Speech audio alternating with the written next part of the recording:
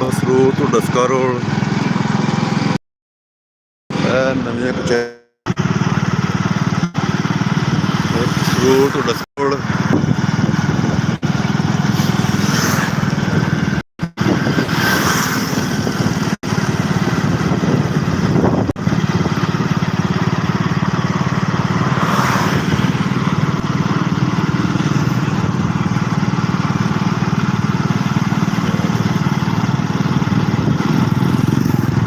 बड़ा मसरूफ रोड है। ट्रैफिक देखो इतने कितनी ज़्यादा, बहुत ज़्यादा ट्रैफिक है।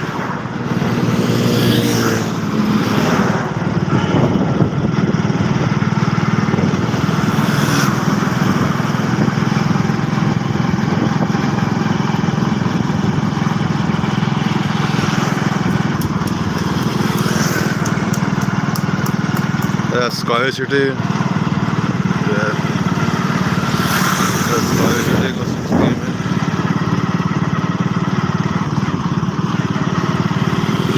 कितनी ज़्यादा ट्रैफिक है।